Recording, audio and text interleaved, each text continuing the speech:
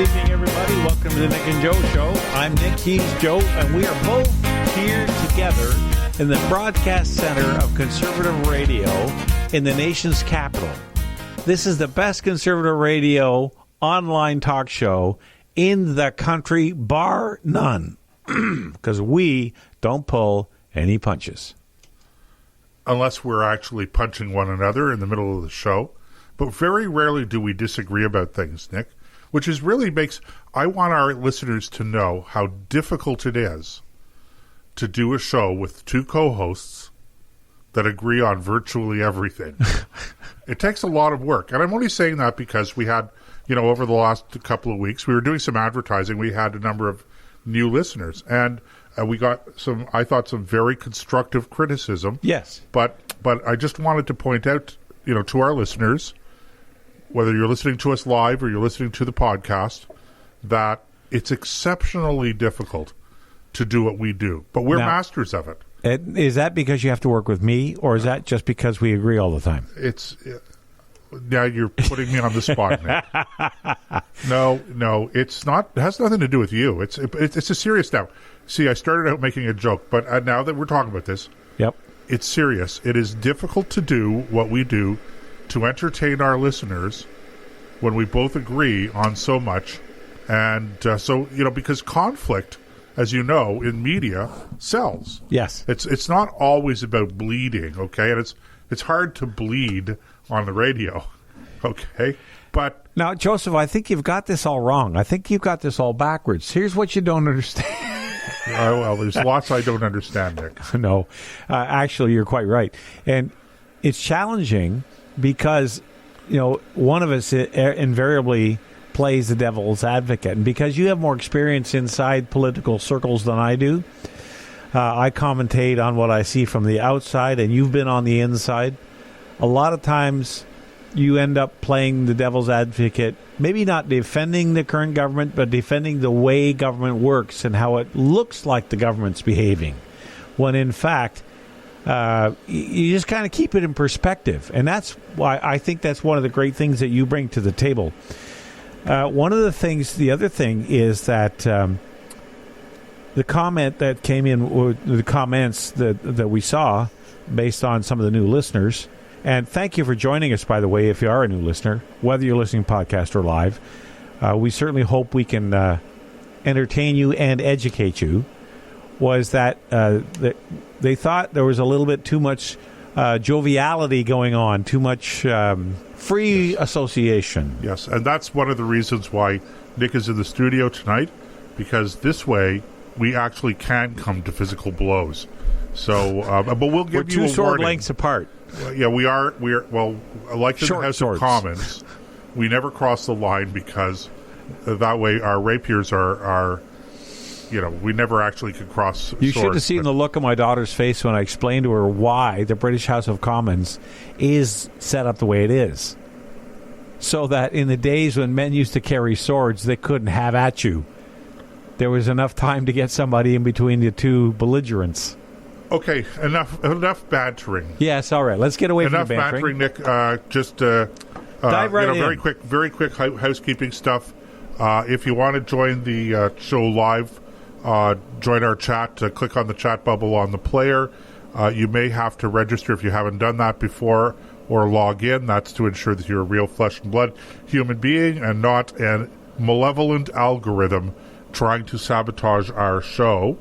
If you're listening to the podcast, you can still leave comments the same way. So that's it. We'll just leave it like that.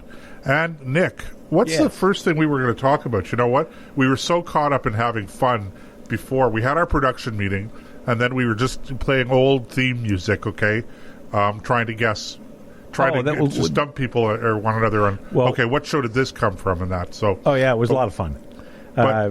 Because if life is nothing but seriousness, you end up pretty doomy gloomy. So let's talk about. See, now I see that you want to talk about something, and I'm going to preempt you. No. I'm waiting for you to finish your sentence. Let's talk about the fact that the Conservative Party, the federal Conservative Party in Canada right now, seems to be spinning its tires. Sure. And nobody seems to be entirely sure as to why that is. I have some pretty strong opinions. We'll get to them in a second. But the reality of the situation is this. The Liberals have taken some hits lately on their response to COVID-19. I had to pause there for a second because I'm thinking, is it COVID-19 or COVID what number? Anyway, COVID-19 and the vaccinations in particular. Do we have the vaccinations secured or don't we? And, of course, the Prime Minister and of government officials for weeks, if not months, were saying we had secured the supply. And we all know that that wasn't true. Of course, they were just going by some sort of a postmodern understanding of the word secure, I suppose. And the postmodern version of true. Right. As I like to say, we're not in a postmodern, we're not in an era of postmodern thinking. We're in an era of post-thinking modernism. Yeah, that's a great way to put it. So the Liberals have been having these problems, but the Conservatives just are not moving upwards in the polls, notwithstanding the fact that I can't believe he's doing this. What? Now, you see, if we were doing this with cameras and that, you'd see him ruining my pen by stirring his tea. He's stirring his tea with my pen. If this pen writes when I'm done with it... But it's my pen, Nick. So? Here. It's been in my mouth. Okay, yeah, there you go. How many times do you think that pen has been in my mouth? Well, it doesn't matter. I'm sterilizing it in hot tea. And then he's licking it and trying to give it back to me. I want to give it back clean. That is a clear violation of COVID protocols. I want to give it back clean. Anyway, so that's hot. So this is my theory, okay? My theory, Nick, on why the Conservatives are not moving upwards in the polls, even though the Liberals have been having some struggles lately. It's very simple. And that is because the Conservative strategists, federal Conservative strategists, have once again bought into this idea that in order to make electoral progress, you have to move to the center or you have to move to the left. And in doing that, the way that they do this is by abandoning the right wing of the party. And so my very simple, very simplistic, albeit based on a great deal of years of experience, is this. For every voter that a Conservative Party is going to pick up in the mushy middle, if you want to call it that, they're going to lose voters, at least one voter on the right. And so they never actually move in the polls. And so this is, I don't know what the look on your face is there. You're looking at something online, I'm not sure. So anyway, so this is what I consider to be the number one problem, is that they never actually stick to what they believe in. And if I was advising the leader of the party, and I am not advising him, they are not calling me for my opinion, but I'm going to give it anyway for free. Of course. Okay. Free opinion. Okay. If you want to gain support in the mushy middle, you do it by standing your ground on solid Conservative principles and then going out and selling those principles. You have to win the argument. Okay? And you're never going to win the argument if you continue to buy into the divide and conquer theory of the Liberal Party. So that's my theory, Nick. Nick's passing notes. Yeah, I just wrote, it still works. Yes, my pen still works. Yes, your pen still works. Okay. Anyway, yeah, look, one thing that I find really frustrating, first of all, it is my opinion from the outside looking in that there is a purge going on in the party to rid itself of traditional conservatives. They have been moving away from that anytime. And some examples are the way they treated, candidate for leadership. Which one? The one that you helped run. The one that I helped that never got out of the starting gate because no. The other one that almost won.